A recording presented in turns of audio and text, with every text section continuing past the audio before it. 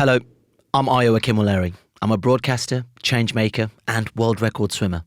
And welcome to this episode of Gowling WLG's Language of Leadership podcast. In this series, we're exploring the lessons business can take from sports when it comes to leadership.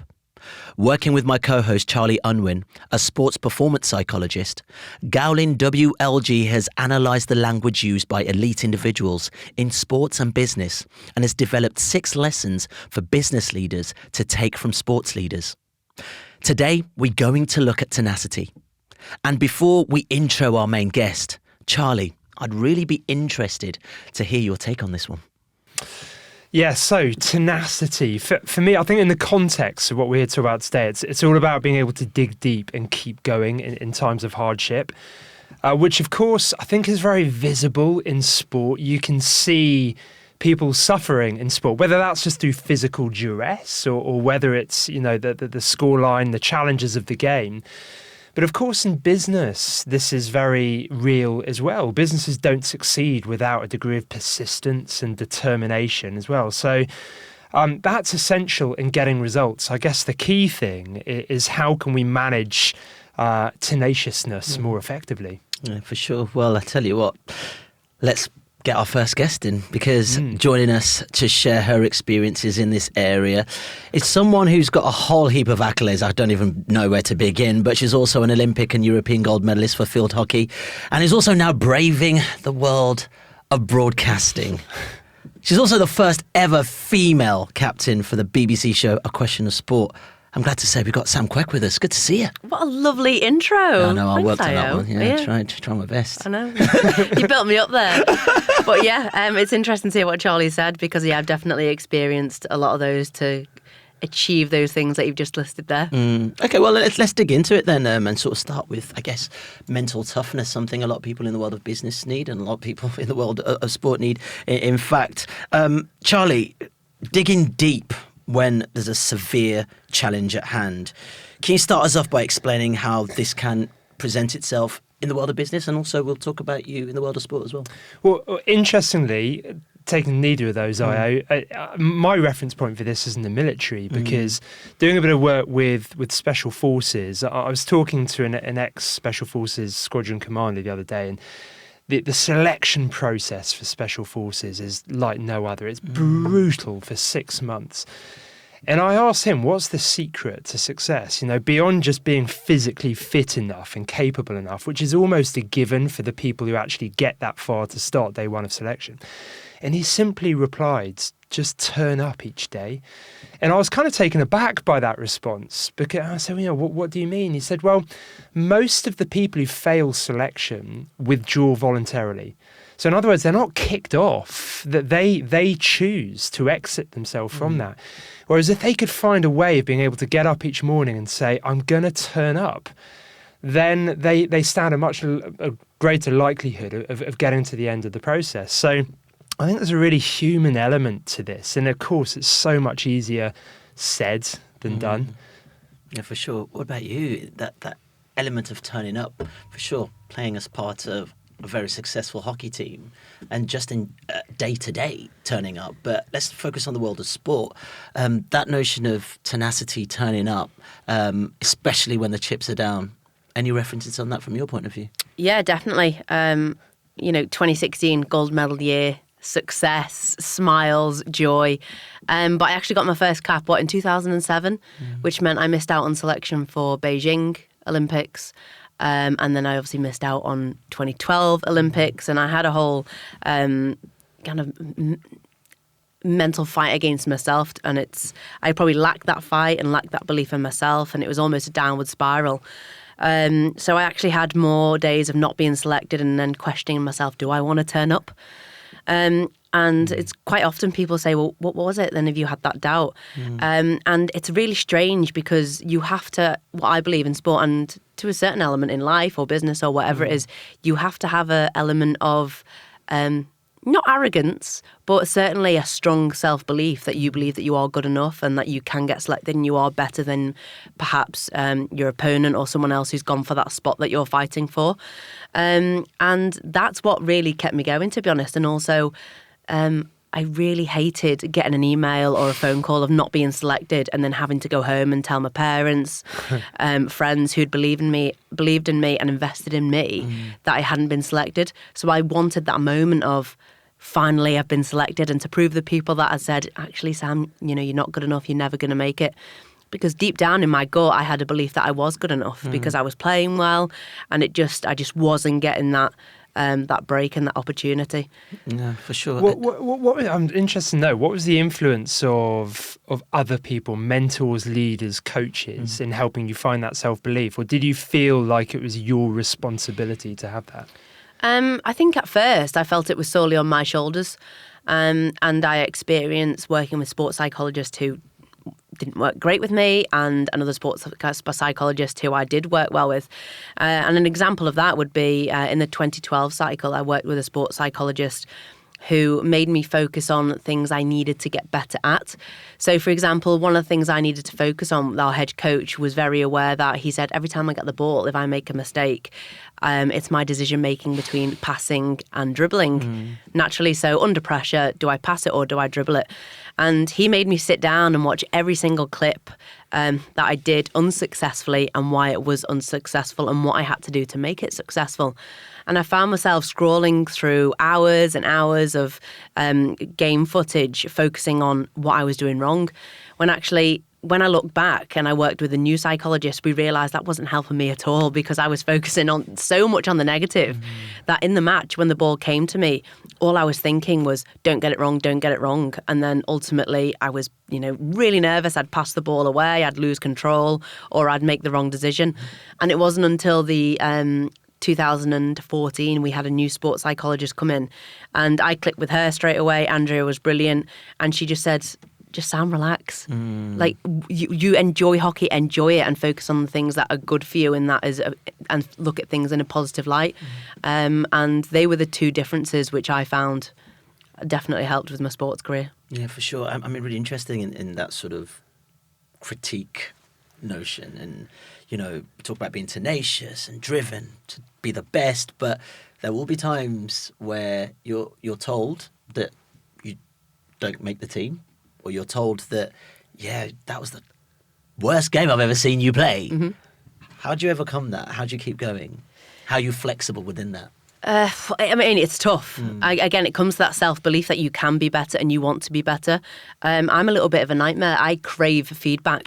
So, whether it's in broadcasting, which I'm doing now, even when I play club hockey or when I was playing international hockey, someone could tell me I was brilliant at 9 things out of 10, but that one thing that needed improvement, that's all I would focus on. And I still do that now. But does that take away from the 9 things, or actually did you need those 9 things in order to feel strong enough to deal with that one thing? Yeah, for sure. Yeah, I think so. But I was just so driven not to make the same mistakes or that one thing that was just needed improvement. And I probably suffered more if you didn't tell me what that one thing was that needed improvement, because I'd know in myself that I wasn't great at that today. And if I didn't talk about it or talk about how I could be better, then the other 9 things would just be pointless. Yeah. Edwin Moses used to call it a champagne moment, when suddenly him and his coach would discover something that would make him run faster, be better. It's kind of an interesting way of looking at it, isn't it? To sort of actually we're looking for those things, but if the culture doesn't suit that. I mean, business is challenging, so right? Interesting to know how we bring this into the world of business. How do you balance that tenacity? Because you want everyone to succeed, clearly, but you're going to have to give some feedback at times. Yeah, exactly. And I think there's a greater danger in business that we expect people to be good at their jobs. That's the default. So development isn't as explicit. It's not as conscious. So we don't help people. We're not giving them those 9 things. And yet when they make a mistake or something goes wrong, we call it feedback, as if that's the only type of feedback that there is. And of course, it's no wonder that people's confidence gets undermined over time, and their consistency. So the ability to be tenacious, the ability to keep going is that much harder when the feedback culture isn't kind of, building you up a little bit and keeping you going. Yeah, there was a fine line which we learnt as a squad. And we called it basically, how are you on your A game and how are you on your Z game? Interesting. And how do you get someone who's not on their A game back to where they need to be? And we actually spent hours and hours and hours. So we all went away and did what we'd look like on a good day, what we'd sound like on a good day, and how we would behave on a good day. And then flip that, how we would look, sound and behave on a bad day, and how our teammates could get us back. So how they would recognise, us on a bad day and how they would get us back to being on a good day. So amazing. we spent hours and hours in a room learning about each other. And we recognised that actually different people wanted that feedback in different ways.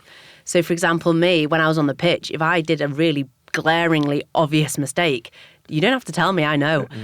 Or I would be happy for someone to really look at me and say, Sam, that is not good enough, and shout at me and do whatever, because I reacted better to that. I like the, kick up the backside almost. Whereas a fellow teammate of mine would react really quite badly if they had that type of feedback from their team on the pitch. They'd go down and shallow into themselves. They'd take it personally.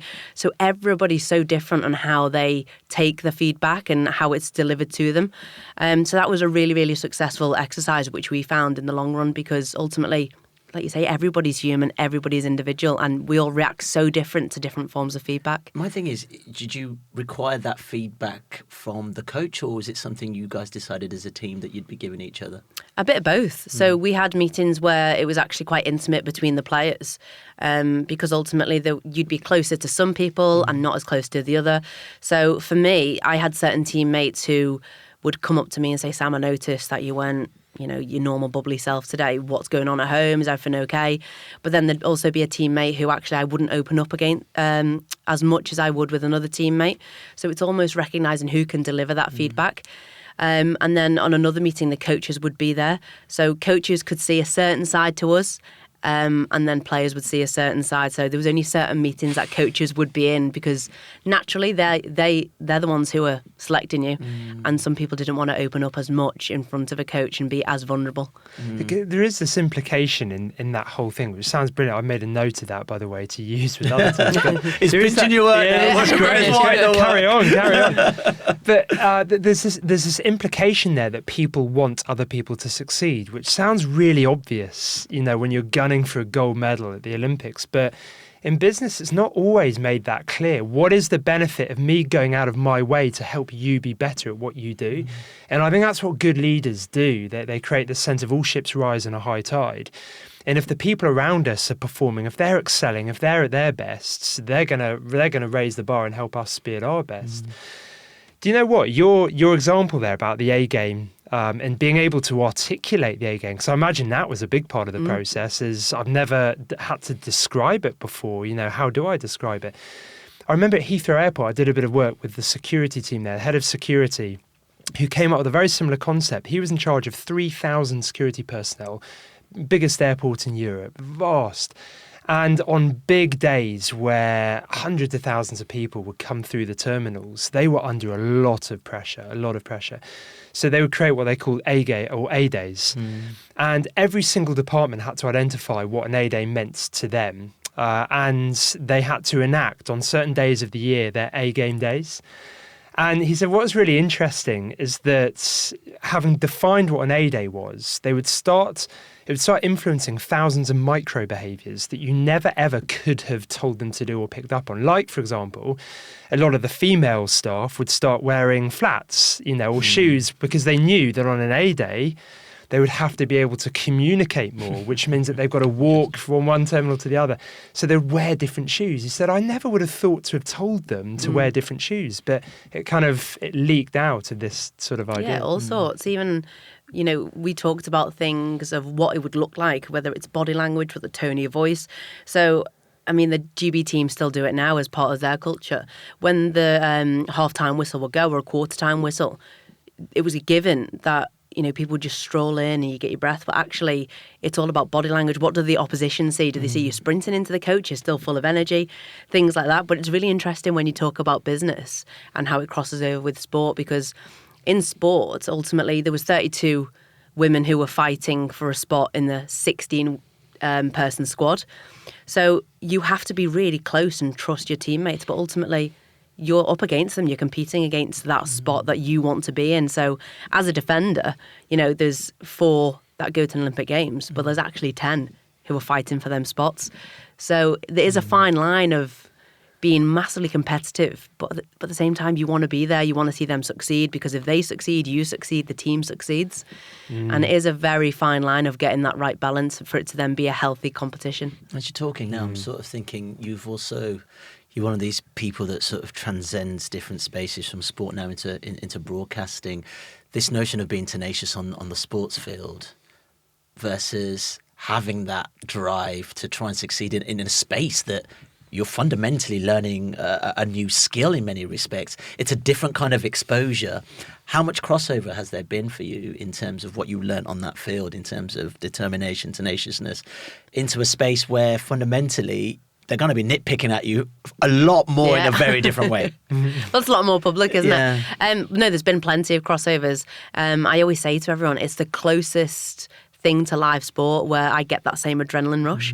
And purely because in sport, for example, with the hockey, if you didn't do your homework on your opposition, how we were going to play tactically, if the ball was injected on a penalty corner by player X and trapped by player Y, you knew what they were going to do because of who was in what position and where the ball would go, so you could defend to the best of your ability.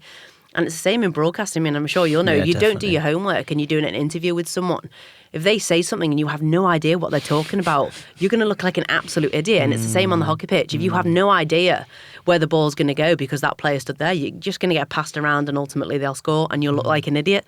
So it's all for me about doing homework and being prepared. And that side of things I really enjoy. That's the part I enjoyed about sport and seeing it come off, and that preparation. You get the results, whether it's in broadcasting and sport, because you can deliver to the best of your ability.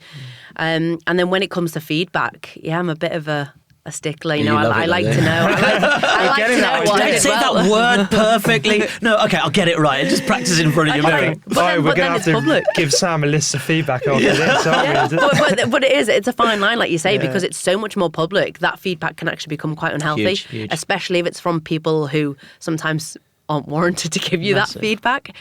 You've reminded me there talking about this kind of idea of doing your homework, because if you do your homework up front, you can be more adaptable, more intuitive, but ultimately more resilient in the moment. And my go-to for that, and always has been, it's not just because you're Sam here, is Maddie Hinch in goal. And because I remember that penalty shootout at the games, and it was incredible to watch.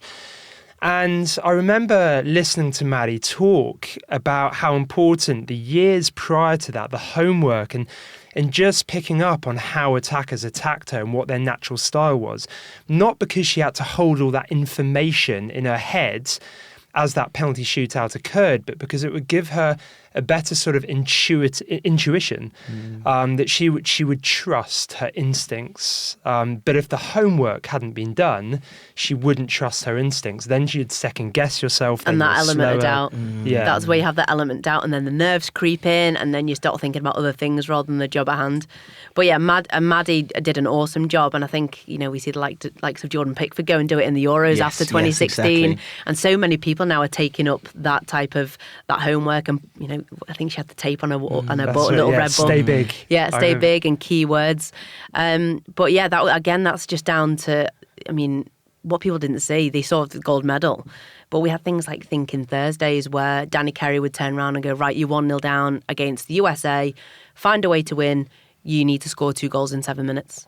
Oh, wow. So you would go through that process, and then you'd go back and you'd go through the video. Everything was monitored, from your heart rate to how fast and how far you ran, videoed from 2 different angles. And it just comes down to the homework so that you can go into an Olympics, or you can go into the job fully prepared, so that actually when the camera's rolling, when you're on the pitch, it's almost like a second nature. Is there anything the world of business can take from that sort of preparation, do you think? So what Sam describes there, sometimes called wargaming, it actually comes from special forces. I embarrassed myself a great deal once, and you reminded me of me. Thank you very much, Sam. You reminded me of it because I found myself in a briefing room of a certain military base. And I was talking about Sir Clive Woodward talking about wargaming with the rugby team in 2003, and just like that, they would have a kind of scoreboard, they'd have a time, and they would have positions on the field and say, right, pick on a player, what do you do now? Just to get in practice making decisions, discuss that, what's the best thing we could do, and then you develop this kind of team mind around that. So Sam describes how they did that. And of course, I was there describing this, and they said, yeah, actually, we had Clive in here and we taught him that. So I was like, oh, okay. You keep going back to like the military. Yeah. I remember Danny Kerry saying that he obviously went on a course, and I think we even went away to the Marines one weekend, which was brutal, by the way, the hardest physical thing I've ever done. And he said the decision-making process, he was inspired because, when they're put in a room and they have a hood and the hood's lifted and you have to make a decision, that's where he got that decision-making and decision-making under pressure element from. Nice. when he introduced it into our training. And how good were you at it?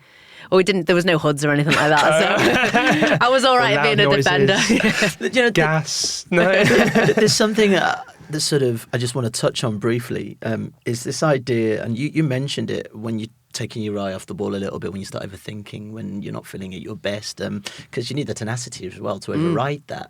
What kind of strategies did you ever create when you knew you probably weren't at your best, but you knew you had to get something out of yourself? So for me, I identified my super strength. And again, that was something that we realised and recognised as players. And my super strength was making a tackle.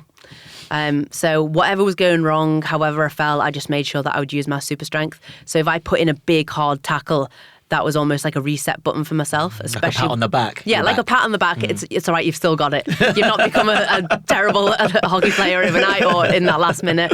And if I could do that, that was a reset button where I'd take a breath and go, right, okay, we start again. And a classic example of that was the Olympic final. I'd never been so physically nervous in terms of shaking and feeling my legs go a little bit jellyish until the Olympic final. And it almost just hit home what was at stake. And I came on the pitch, and my first touch, I gave the ball away to the centre forward. And, they're running one-on-one. And I made the most ridiculous, panicky tackle that actually gave away a penalty flick.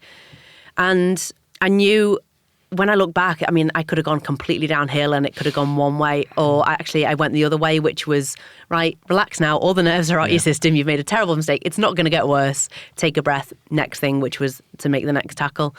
And that's what I use in terms of strategic on the pitch stuff. But then off the pitch, I also had to get very again, this sounds really terrible and very blasé, but it was forget it. Yeah. It's done, it's happened, focus on the next thing. Move on, exactly. But that sounds easy to say, but it probably took me about five odd years to get to that place of actually being able to move on and just forget about that mistake.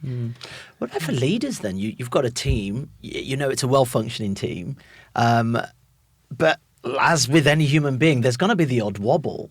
How do you make sure that person who has that wobble still operates at optimum performance? Because fundamentally it's a team effort to achieve an objective. I think the first thing is not to pretend that any kind of performance, and business included, it doesn't harbour. We don't harbour emotions. Of course we do. We care about the quality of our work. We care about the relationships that we have, And so I think the first thing is to recognise that emotions are part of that. They actually give it a richness. And I think if we try to avoid that or pretend that's not a part of the process, we're kind of going down the wrong route. It becomes a very kind of logical process, which in reality it's not. It's all about the lived experience. And I think the danger of that is that we expect unreasonable things from people in business. It's funny, in sports, you almost have permission to expect an unreasonable amount of effort. It's uncompromising. You will do whatever it takes. Now, of course, there has to be balance within that, because if you burn out, you then become less effective anyway. But coaches will expect, it's not considered unreasonable because everyone's contracted in. Everyone's on the same psychological contract. We will do whatever it takes, and we'll do it together. I think sometimes business leaders would like for their teams to be like that, but we have to be realistic, right? Some people turn up to work to get paid so they can pay their bills, and they don't want to put in a disproportionate amount of effort, and I think that's fine. But business leaders have to contract with their teams to understand what does it mean to go above and beyond? What are the expectations? What support do you want from us to be able to do that? So I think that's a really important consideration for leaders. Yeah, really awesome. Right. Things are drawing to an end because we could be here all day as per usual. Honestly, lots to talk about, but we don't have the time. Key takeaways. Let's go for one key takeaway in terms of tenacity, and for leaders to hear from your perspective. What do you think that should be from this conversation? If I'm going to be honest, again, it can sound very selfish, but ultimately you can talk about being part of a team and having a support system around you. And for me, that's really crucial. It would have to be, when it comes down to the bare bones, I think there's only one person that can control how well you do, and that is you. And I probably learned quite late on that the most important thing for me was to control the things that I can control and focus on those things. I used to focus on things which are out of my control. Yes. So, what the coach was thinking about me, what the coach, where he was, if he was sitting on the same dinner table, if he wasn't, did he like me, did he not? And a lot of my energy was going into that. Or if someone got selected ahead of me, why did they get selected ahead of me? What are they doing that I'm not? So when I became successful, I started focusing on my game, my fitness. And once I had that base level and confidence in myself and what I could control, that's when I could then step onto the next layer, which would then be, right, okay, I need to work with X, Y, and Z. And how can I complement them to complement myself? So first of all, control what you can control. And then ultimately to have a belief, if you don't believe that you're good enough and that you can get selected or that you are better than what other people believe, then you don't have that motivation. You have to have that self-belief to then have the motivation to keep going. Because there's going to be people who say no. I mean, the whole way, my whole career, still. Even in broadcasting, and ultimately there's going to be personality clashes. There's going to be, bosses, coaches who actually rate someone over you because that's human nature. And that is just how the world goes round. I think there's a lot of emphasis now where people quit because they think, well, I didn't get selected that first time. It's over. And it's just a case of just prove your worth. And if you deliver, if you perform well, if you do good on a job, then that speaks volumes, and then people can see what you can do. So definitely that. Don't ever lose belief in yourself, because there will be opportunity, and when the opportunity comes, you have to take it. But also, I guess, if you think about broadcasting and controlling what you can't control how an audience member will react to your performance. You've just got to believe you're doing what you're doing and actually take comfort in the fact that you've done personally you feel you've done a good job. You do. You have to be yourself. Do you know what I mean? You can't be anybody else. I mean, again, it's a lesson that goes into anything. When in I'm a Slayer, when I went in after the jungle, I was focusing on so many different things, and people were saying, have you done this? Have you, what about a bikini? Do you want to get chicken fillets to make your boobs look bigger? Do you want fake eyelashes, your nails, your fake tan? And I was panicking, thinking, oh my goodness, I need to do that because I'd almost be accepted by the wider public. It's on, 13 million people watching it, all these things going through my head. And I went to Pride of Britain Award, I think it was about 2 weeks before, and there was a lovely young girl, Nikki, who had a very severe facial disfigurement, and she'd won an award because she was so proud about what she was about, who she was, and she'd been doing makeup tutorials on YouTube. And I literally sat there and said, why am I being so pathetic and worrying about that when I've got this young girl, she was 14 at the time, and she's proud of her being her own person in her own skin. I thought, I'm going in the jungle to be who I am. And that was physically just talking about who I wanted to be. And what lesson I took, it was just like, if you pretend to be someone you're not, your whole life you have to pretend to be that person, and you have to live up to that expectation. Takes a lot of energy. Yeah, energy. And then you're not being true to yourself, and you're not working to your strengths. So that was a big lesson for me. Just be yourself, and like you say, on TV, you can only do what you can do and be yourself. So they would be my massive takeaways. I love that. I love the idea that if the public and the private don't match, there's a disconnect there, really, isn't there? Totally. Yeah, absolutely. No, it's brilliant. Really inspiring stuff. And from my points, for business leaders, I think they have the opportunities to just borrow some of the really practical things from sport. For example, Sam talks about, perhaps a match as a discrete period of time. But of course, in business, we don't have those discrete periods so much as, they might be really drawn out. And And don't forget, we can stop and step back. It doesn't take long to say, okay, what's going on here? We're always taught to do it in the army is just stop and analyse what's happening here. Regain control, carry on. And I think there's always that opportunity to do that. But looking ahead, generally people have sight of their diaries and they can kind of see what I'd call red zones, amber zones, green zones. Red zones, we're going to have a period of real intensity here where we need to dig deep. We need a lot of energy from one. At least if you're proactive about that, you can call it out, you can discuss it, how you're going to support each other.